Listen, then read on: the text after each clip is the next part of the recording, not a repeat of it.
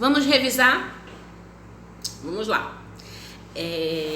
A gente vai voltar um pouquinho sobre a relação de sinonímia e antonímia, que foi vista naquela aula de reposição. Como a gente teve um índice de alunos baixo, porque foi um dia fora da nossa carga horária, a gente vai voltar para essa relação de sinonímia e antonímia, e a gente vai relembrar também o que são figuras de linguagem no seu conceito, porque a gente já está avançando aí entre comparação e metáfora, tá? Então vamos começar com... Deixa eu ver. Vamos começar com uma relação de sinonímia, tá? Aqueles que assistiram vão relembrar o que a gente falou nessa aula, tá? Vocês lembram que sinonímia estabelece... Sinonímia geralmente nos dá a ideia de quê? Quando a gente fala sinonímia, nos dá a ideia de sinônimos. Então, vocês estão indo muito bem. Realmente, sinonímia está relacionado a sinônimos. E sinonímia, ela estabelece uma relação entre duas ou mais palavras.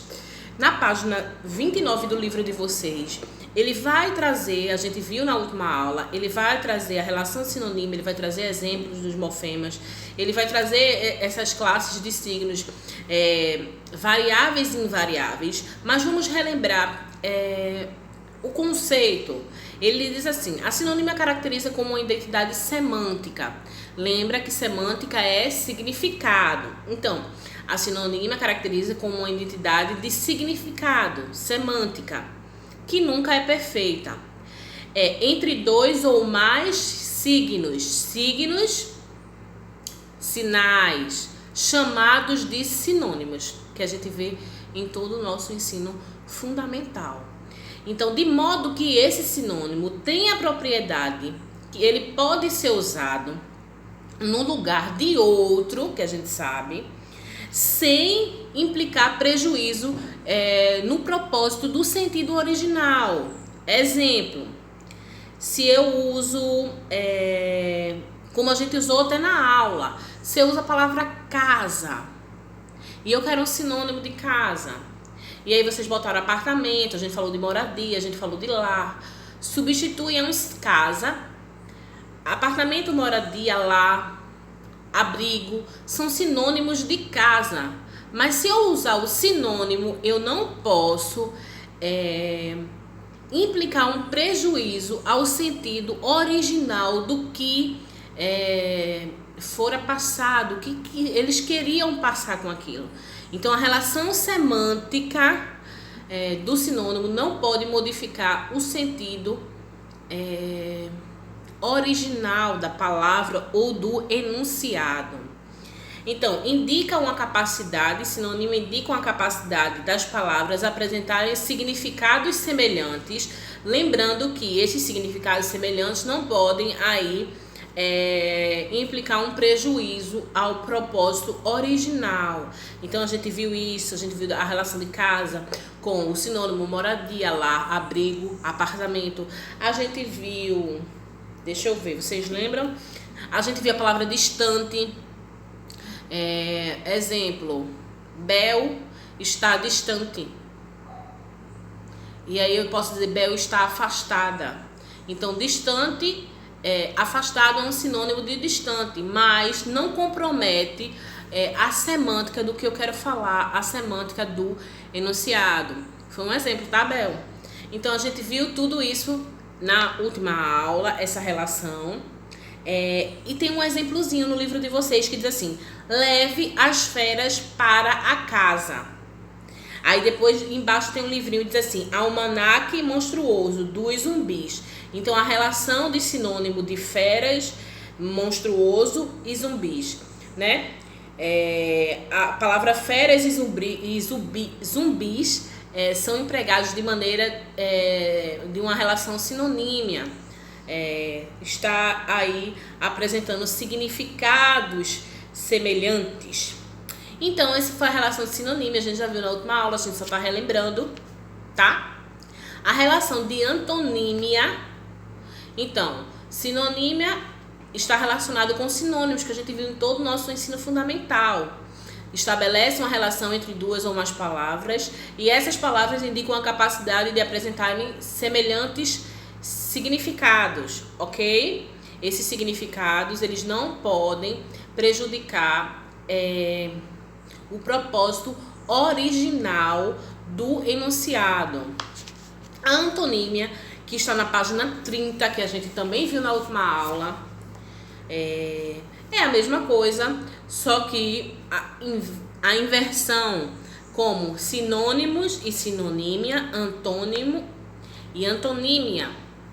Então ele diz assim no livro de vocês, página 30, a propriedade de dois signos terem significados contrários se chama antonímia, e os signos denominam-se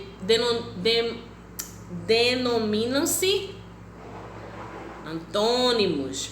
Vejam os casos de oposição em que a antonímia pode ocorrer. Então, a antonímia nada mais é que essa relação que não se estabelece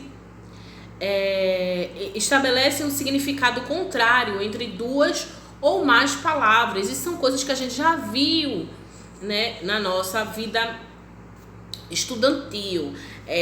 Então, ele vai trazer exemplos como anão e gigante, mal e bem, sem e com, feito, desfeito. Por que a gente está voltando para esse assunto? Porque isso aqui vai ser primordial quando a gente entrar de vez nas figuras de linguagem que a gente começou hoje com as de comparação e de metáfora, tá? Isso aí só foi para vocês relembrarem, porque as questões vão vir. Tendo em relação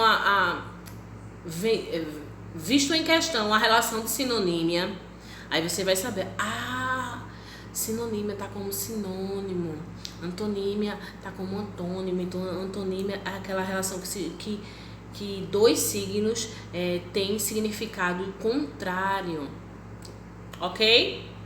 Dá pra ir? Só pra relembrar?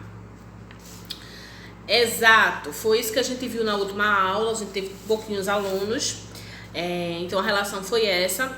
Leiam a página, essas páginas que eu falei para vocês, que é a página 29 e 30, a gente viu outras pontuações, mas os dois assuntos que vão ser mais relevantes para as nossas aulas a partir de agora são esses dois.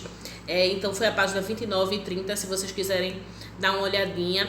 Vocês já fizeram a página 31, que é aquele do homem-bomba. A gente só tá... a gente antecipou bastante o assunto e agora a gente tá dando uma recuada para lembrar alguns pontos, para que vocês não esqueçam, porque eu sei que vocês já sabem essa relação de antônimo e sinônimo. E figuras de palavras. A gente estuda as figuras de linguagem, né?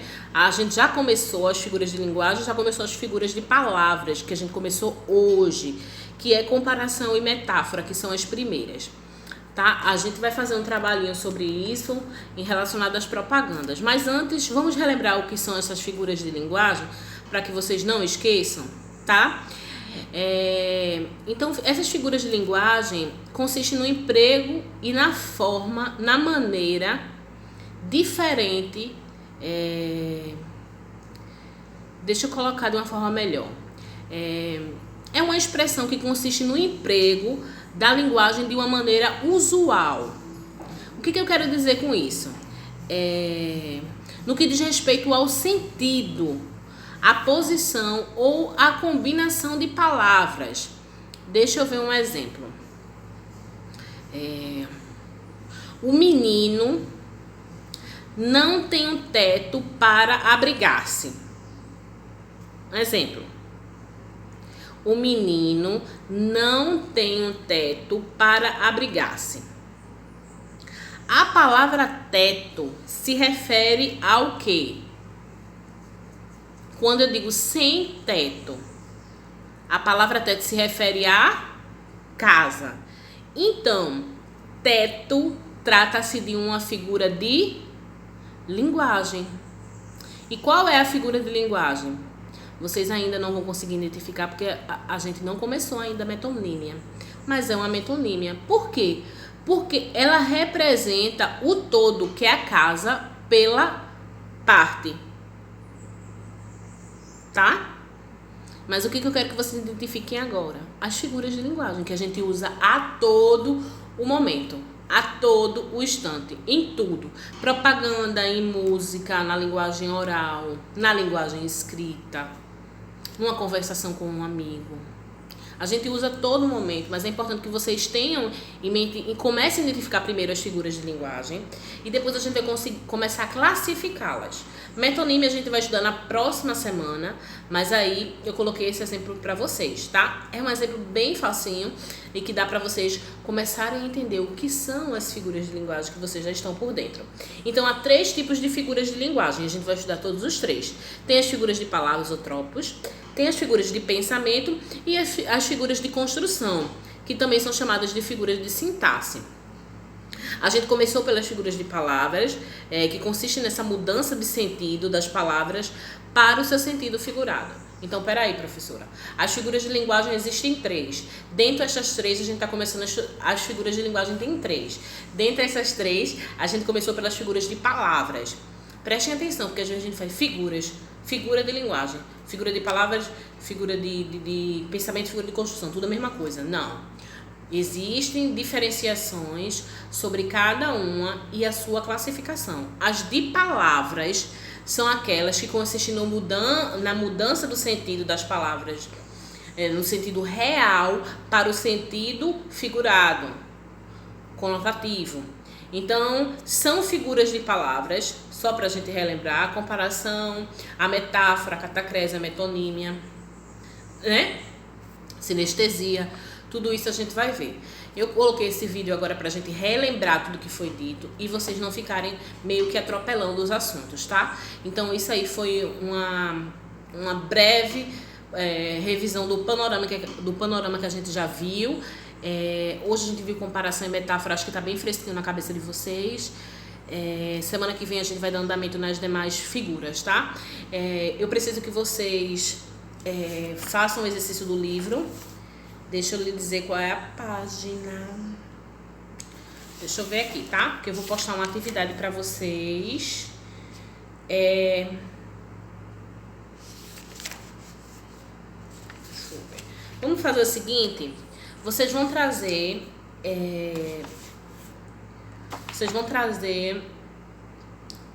2 exemplos de metáfora e 2 exemplos de comparação. Eu acho que eu já passei essa atividade, só que eu não criei. Eu vou criar ela agora, tá? 2 exemplos de metáfora, 2 exemplos de comparação. Tá certo? A gente se encontra na próxima aula, que vai ser nesse mesmo sistema. Uma aula ao vivo e outra aula por aqui, tá certo? Beijo, gente. Tchau. Dúvidas, falem comigo, tá?